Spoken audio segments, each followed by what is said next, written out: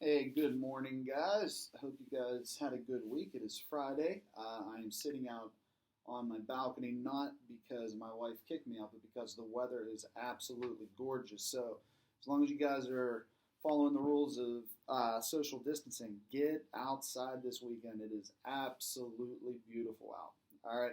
But back to our lessons. We're going to go right back into the Columbine notes. So get out your PowerPoints and go to the slide where it says planning.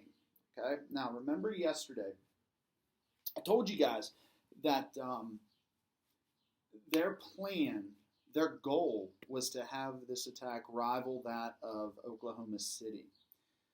Here's what their plan was. All right, I'm going to break it down as far as how the slide goes, but a little more in depth too. It says the goal is to set off bombs in the cafeteria and shoot students with machine and shotguns as they were leaving the building. Okay? Now, they end up planting, I guess, propane bombs in duffel bags, and they put them in the cafeteria that day. And the bombs were supposed to go off at a time when the cafeteria was the busiest during a lunch period. Had these bombs gone off, theoretically, a couple hundred kids could have died. And when something like that would happen, there is no correct protocol, if you will. So students throughout the school are going to hear these large explosions, and they're just going to run out the building. All right, which is a normal thought process. Eric and Dylan were going to be stationed separately at the two main exits of the school, right? And as the kids were running out of the school, now keep in mind, this is after these bombs exploded in the cafeteria to where you have hundreds of dead and injured students already. They were going to open fire on the students that were leaving with machine and shotguns to where it would have just been a complete bloodbath massacre.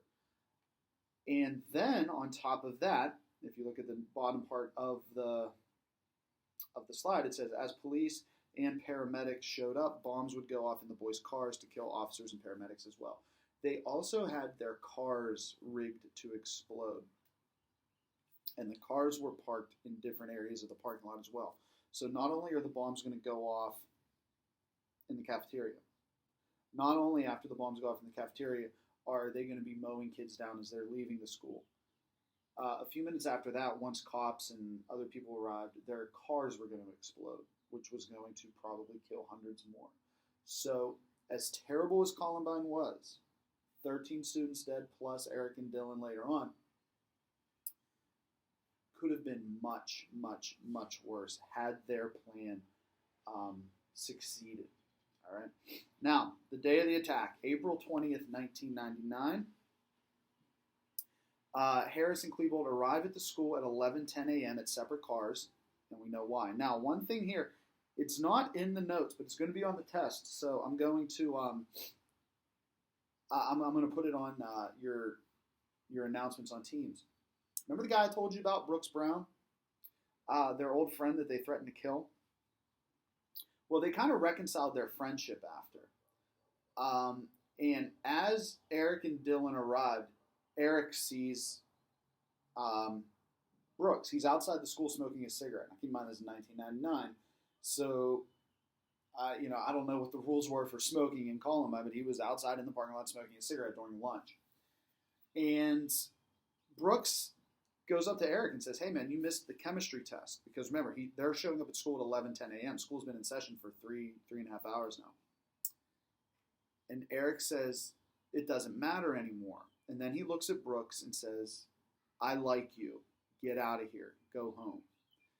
And Brooks, obviously, at the time didn't really understand what he meant by that. But that's, what he said. He sees him, and he basically tells Brooks, get out of here.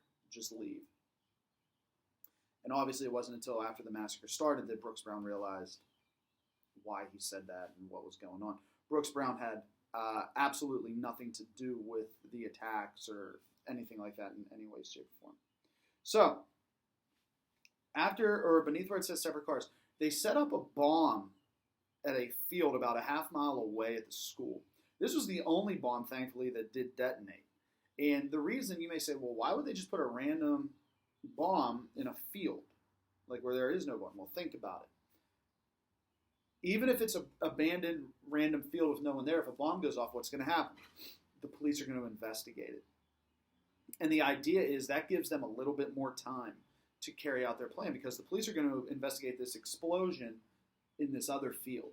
And while the police are there, the massacre starts at Columbine. Okay, so they placed bombs in duffel bags inside the cafeteria. Like I said, those bombs were supposed to go off at 11:17. If you go to the next slide, and where I said it, they intended on shooting the students that they fled the school. The bombs in the cafeteria never went off. All right, they never exploded. So it's around 11:19. They are like, well, now what do we do? And it's like, let's just start shooting kids. And sadly, that's what they do. You do not need to know the names of a lot of the victims, but one of the victims you do need to know the name of is Rachel Scott. Rachel Scott was the first victim, the first person that was shot, and she does end up dying. She was shot on a grassy knoll outside the school. She was shot 4 times and obviously died instantly. Harris then removes his trench coat, and he and Klebold then start entering the school. Now, other kids are shot outside before they enter the school, and we're going to get to that. You guys will see that Monday morning when we go over those notes. Okay. So once they entered the school, shots were fired in the west staircase. And then Harris and Klebold enter the cafeteria, and you can see this if you YouTube it. There was security cameras in the cafeteria, and most of those videos are released. So you see, whenever the shots start firing, you see hundreds of students in the cafeteria just sprint outside. It was like a madhouse. But so anyway, the speculation is, and there's good reason to believe, that they entered the cafeteria to figure out why didn't these bombs explode, the ones in the duffel bags. About 5 minutes after the shots ring out, the police arrive at the school. And we're going to get to on Monday, I don't want to say the mistakes that the police made, because they were following protocol, but they would do things differently today had this been going on. So as the kids were walking down the hallway, and by kids I mean Eric and Dylan, they would shoot anyone they see. Now there was one teacher that was really a hero in this, and his name was Dave Sanders. And Dave Sanders recognized very early on what was going on. So Dave is spending a lot of his time rounding kids up, making sure all the kids are safe. He's going from room to room to make sure the doors are locked, that the kids are hiding, whatever it may be. As he's doing this, when he's sprinting down one of the halls to make sure the kids are safe, Eric and Dylan see him, and they shoot him. And they shoot him kind of like in the upper shoulder. And his story ends up becoming very sad. A couple students get him into a classroom, and he's bleeding, and he's hurt badly, but his wounds are treatable if he is taken care of in time. Unfortunately, and you'll see in the next slide, they put up a sign, and if you Google it or YouTube it, you can see the sign because CNN and them were filming it. You see a sign in one of the windows where the classroom was, and it says, "1 bleeding to death." And that was about Dave Sanders. Unfortunately, police and SWAT teams and paramedics don't really enter the school until about 2.5 to 3 hours after the shooting starts. Now, by today's standards, that sounds preposterous, and it is. But back then, they had a different protocol, and we're going to get into that Monday as well. So, unfortunately, between the time Mr. Sanders is shot and to when the police can get to him, he bleeds to death. And unfortunately, he is one of the victims. Okay. The next slide says library massacre.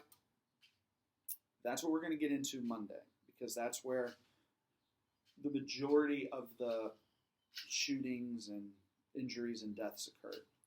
And Monday's going to be the last day of notes as far as all that stuff goes. But I wanted to make it a quick, easy day for you guys. It is a Friday. Enjoy the weekend, but stay safe. Follow any precautions that you need. But it's going to be absolutely beautiful this weekend. Go outside, get some fresh air. Okay? Guys, have a great weekend. See you on Monday.